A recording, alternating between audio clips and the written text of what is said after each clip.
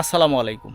আমি জুলহাস পারভেজ আপনাদের স্বাগত জানাচ্ছি লালমনিরহাট জেলার কালীগঞ্জ উপজেলার এই গোরল ইউনিয়নের হাজীপাড়া গ্রামের এই ঐতিহ্যবাহী এক কাতার মসজিদের সামনে থেকে। এই মসজিদটি সম্পর্কে আপনারা যদি জানেন তাহলে নিশ্চয়ই অবাক হবেন, কারণ এই মসজিদটি এলাকাবাসীর দাবি যে ৩০০ বছর বা তারও অধিক পুরনো, এবং এই মসজিদের যে অবকাঠামো সেই সাথে এর যে স্ট্রাকচার, এগুলো দেখলেও সেটি অনুমান করা যায় যে এই মসজিদটি অনেক পুরনো, অনেক বলতে অনেক পুরনো। তারা যেটি বলছে যে ৩০০ বছর বা তারও বেশি, এটি অনুমান করা যায় যে হ্যাঁ এরকম এর চেয়েও হয়তো বেশি হতে পারে। আশা করি ভিডিওটি দেখলে আপনারা এই মসজিদ সম্পর্কে সেই সাথে এই পুরনো স্থাপনা সম্পর্কে আপনারা খুব সুন্দর একটি ধারণা পাবেন। পুরো ভিডিওটি দেখার জন্য অনুরোধ রাখলাম।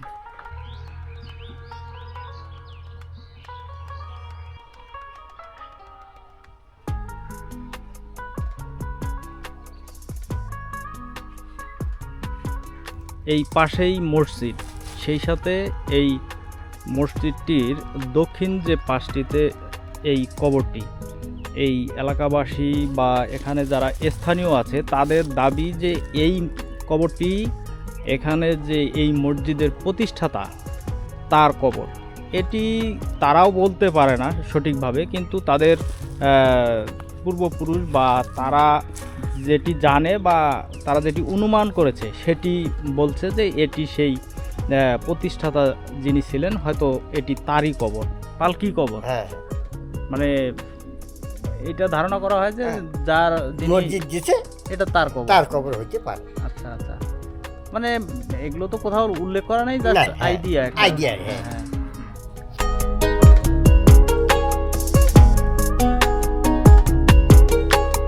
মসজিদের ওই সাইডটিতে আমি যে পুরনো কবরটি দেখিয়েছিলাম, এবং এখানে এই যে মসজিদ এবং এই সামনে আরও একটি কবর রয়েছে।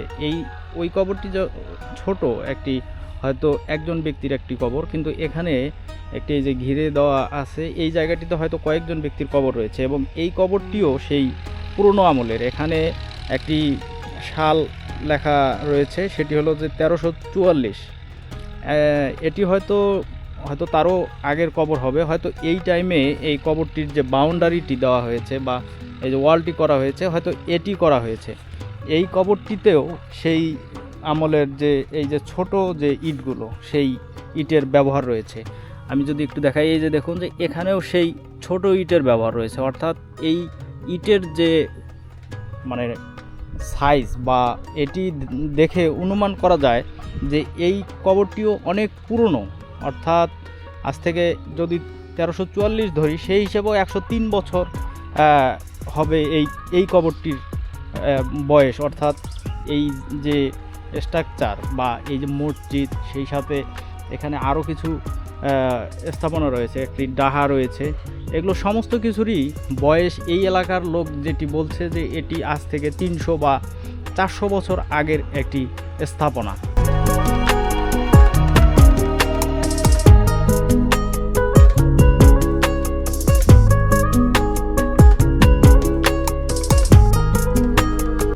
এই 100 বছরের পুরনো একটি স্থাপনা। এই স্থাপনাটিকে এই স্থানীয় এরা বলছে যে এটি একটি ডাহা, অর্থাৎ শিয়া সম্প্রদায়ের একটি ডাহা।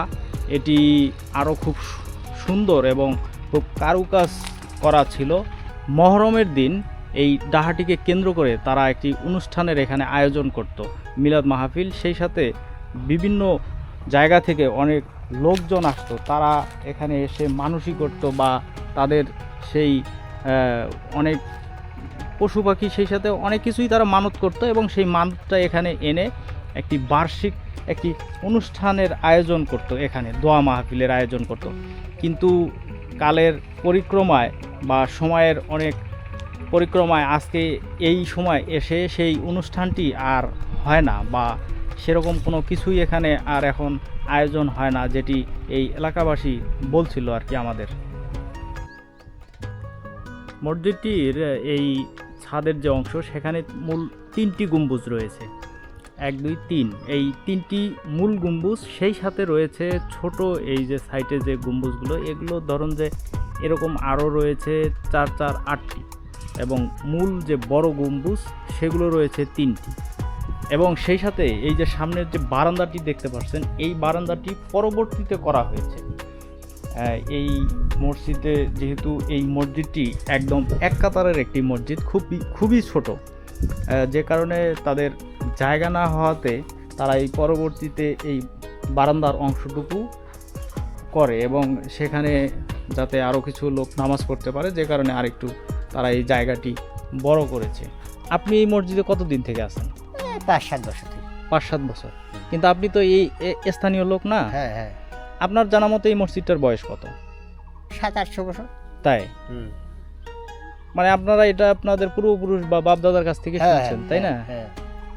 আমরা তখন ছোট না, হ্যাঁ হ্যাঁ তখন থেকে আমার এই যে নানা দিয়ে হাঁস করিয়েছে, ওই সময় 10 দিন মারি গেছে।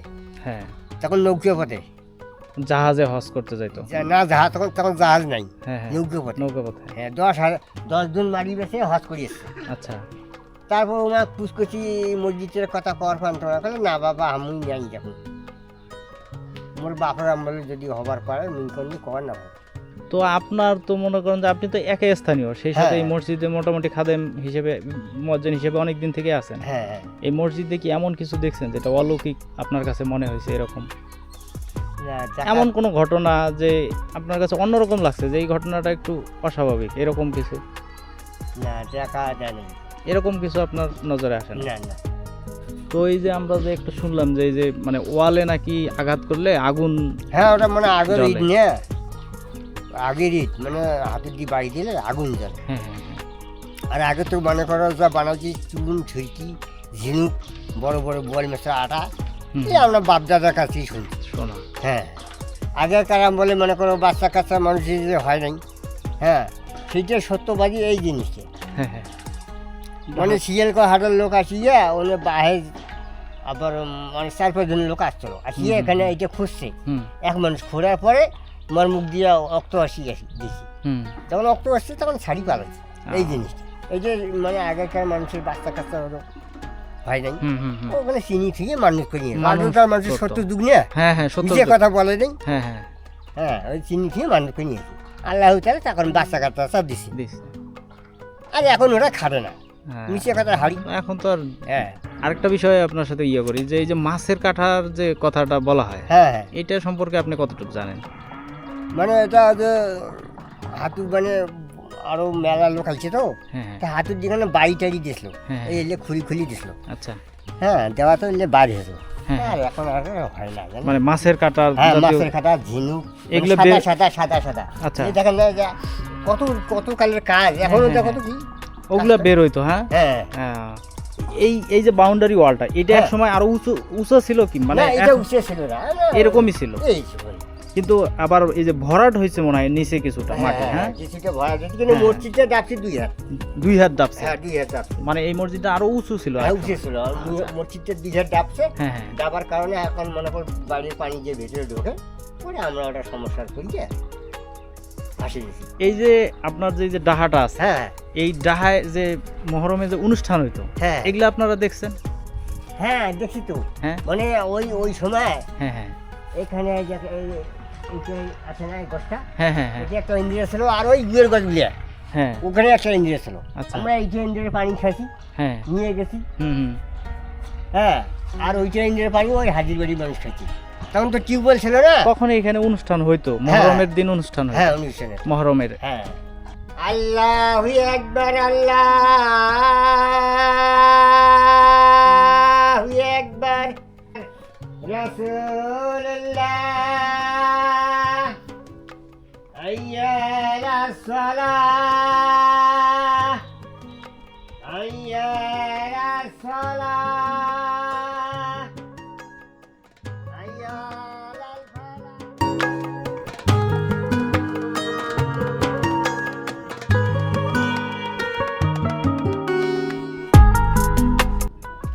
বন্ধুরা, এই মসজিদটির ভিতরে অবস্থান করছি, খুবই ছোট, এবং এই পাশটিতেও দেখুন যে কোনো জানালা নেই, এই পাশটিতেও কোনো জানালা নেই, যে কারণে মসজিদটির ভেতরে খুবই অন্ধকার বা আলো কম, আর আজকে এখানে বিদ্যুৎ নেই, ইলেকট্রিসিটি নেই।